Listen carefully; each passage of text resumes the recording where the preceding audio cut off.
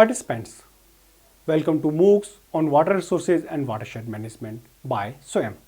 This is Dr. Harish Gupta, UGC Assistant Professor, Osmania University.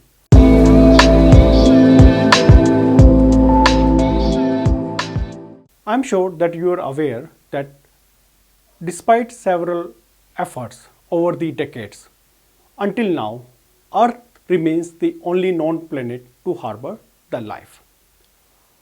And before I start my lecture, I would like to ask you few questions. Have you ever wondered why there is no life on other planets of our solar system? Or what are the life sustaining conditions which make life possible on a planet? In this context, how Earth differs from the other planet of our solar system? I'm sure that you might have thought of this question several times. In this lecture, I am going to address all these questions. The title of this lecture is The Mystery of Earth's Water, Earth as a Habitable Planet. In our solar system, only Mars, Mercury, Venus and Earth are the terrestrial planets. Other planets are known as gas giants or ice giants.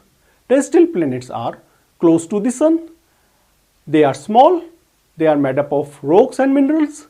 They spin slowly, however, orbit the Sun very fast.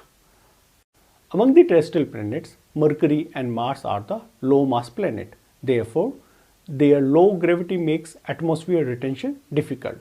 Both planets have smaller diameters. Thus, they tend to lose the energy which was left over during the formation part. That means they are now geologically dead.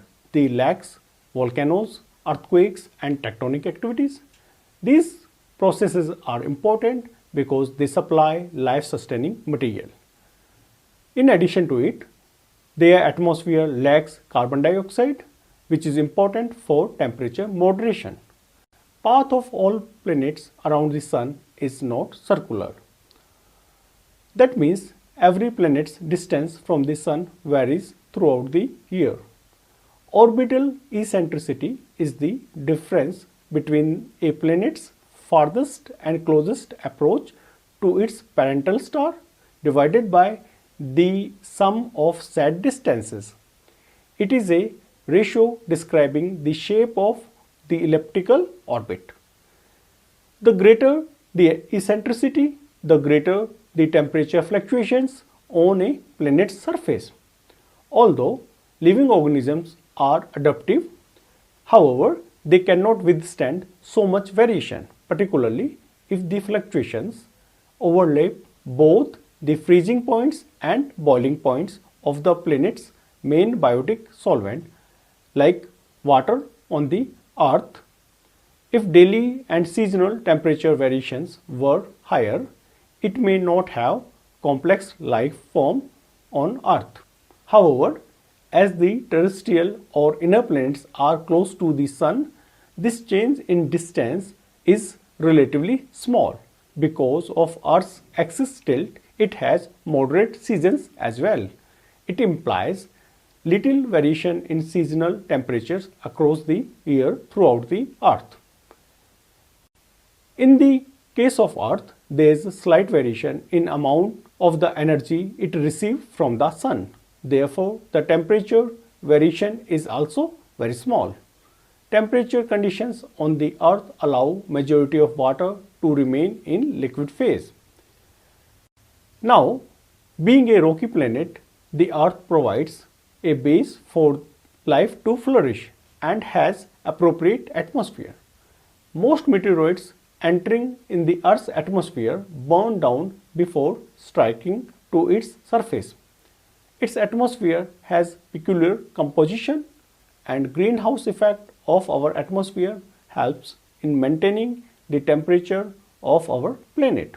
Therefore, water simultaneously exists in solid, liquid and gaseous forms on our planet. These all conditions make Earth as a perfect habitable planet. Based on the discussion so far, we understand that habitability is a function of a combination of environmental parameters such as temperature, atmospheric composition, atmospheric pressure, and the presence of liquid water. This brings out the concept of habitable zone in our solar system, and the bounds of habitable zone are based on Earth's position in our solar system and the amount of radiant energy it receives from the sun. So we can say that the range of orbits around a star within which a planetary surface can support liquid water given sufficient atmospheric pressure is termed as habitable zone. The nature of the habitable zone and the objects within it may be instrumental in determining the scope and distribution of Earth-like extraterrestrial life. I hope that now you understand why life exists on our planet. However, it does not mean that there may not be any life on other planets of our solar system and of our universe. However, the first step is to identify the planets which have optimum condition for life to thrive on it, or they are in the habitable zone of their respective stars.